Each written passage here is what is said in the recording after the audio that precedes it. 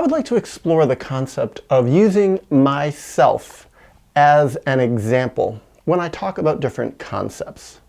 In the world of therapy, this is often known as use of self. And I really make use of that a lot when I share in these YouTube videos. And back when I was a therapist, I did it a lot also.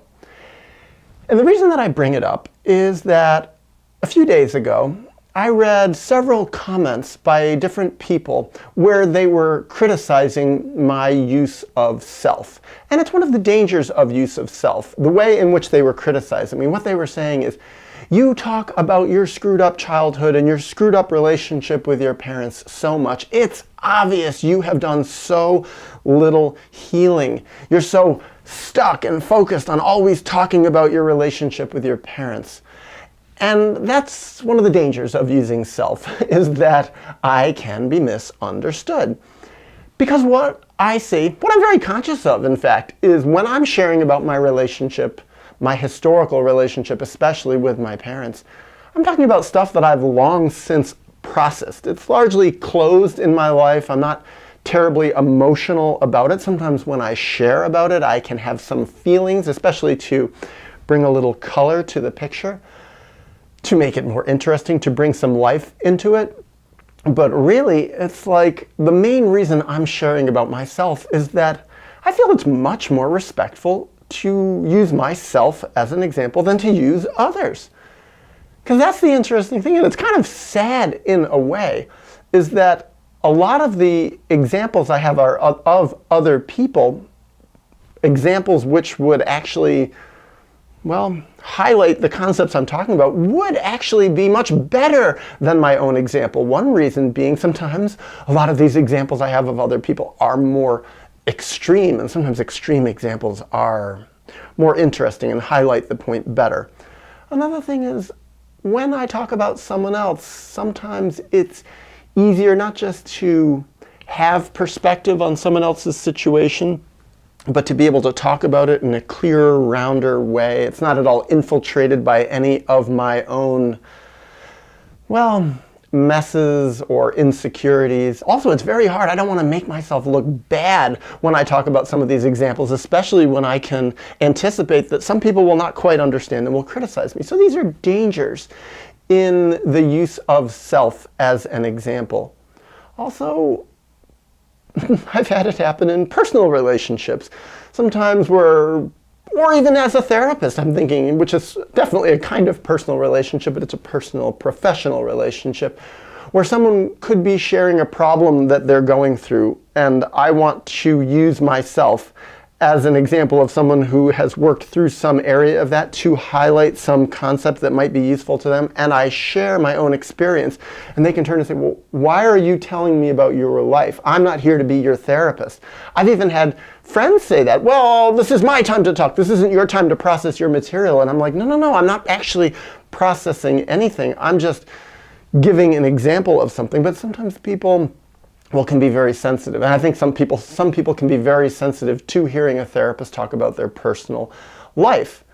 It can be much easier for them to hear about someone else's life if they're going to hear an example of healing, for example. I've known some therapists who use their own personal life experience, but make it into the third person, talk about it as if they were talking about someone else. And that can make it easier sometimes for clients to hear things. On the flip side, I never liked much, at least, to talk with clients and say, oh, I have another client who has gone through X, Y, or Z, because then it sounds like I'm just someone who's so quick to basically break the confidentiality of other clients. And so use of self doesn't really break any confidentiality. Nobody gets violated with it. But I think about this, and I also think in terms of not breaking anybody's confidentiality. When I talk about my own life experience, let's just use the example again of my historical relationship with my parents. Am I breaking their confidentiality when I use myself? And I think no. Because I think when parents have a child, that child is allowed to say whatever they want about their relationship with their parents. That is part of the inherent right of the child. I think actually the world mixes that up a lot. I think a lot of parents, I see it nowadays, certainly on the internet, parents are very open talking about their children publicly, for the general public, putting up pictures, sometimes embarrassing pictures of their children, embarrassing videos of their children, telling embarrassing stories. I know throughout my childhood, my parents did that all the time. They told many, many embarrassing stories about me. Or they had pictures in our photo albums of me when I was a little kid naked, and they would show it to everybody. And I was like, I didn't like that at a certain point. I was like, I don't want those pictures shared. I don't want those embarrassing, sometimes even sexual stories about me told to your friends or told to strangers. It's like, what about my private life? And then I realized as time went on, actually, there were all sorts of family secrets that I was expected, on pain of rejection, not to share about my parents. Alcohol use, drug use, embarrassing sexual things, sexual violations that they did, terrible fights that they had, lies that I caught them in, manipulations that they were doing, cheating, things like this.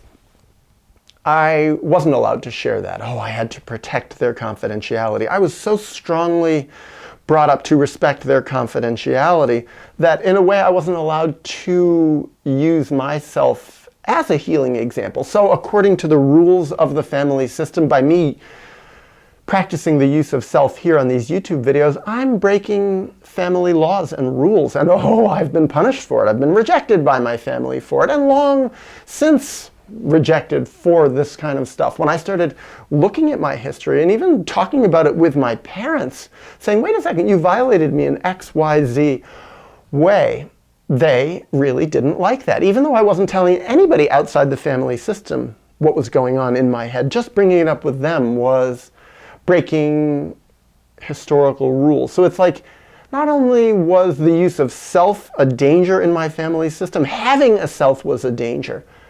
And I sometimes wonder if people get threatened, even here on YouTube, some people who are more troubled, angry, or people who themselves were not allowed to have much of a self, can be angry when someone else, threatened when someone else expresses having had a self, expresses breaking away from the family system. So that's a danger in use of self. But overall, still, I feel so grateful that I have a self to use and that I can use it for an example to be useful to others, and that I don't have to violate anybody else's confidentiality by talking about my own life as an example of healing.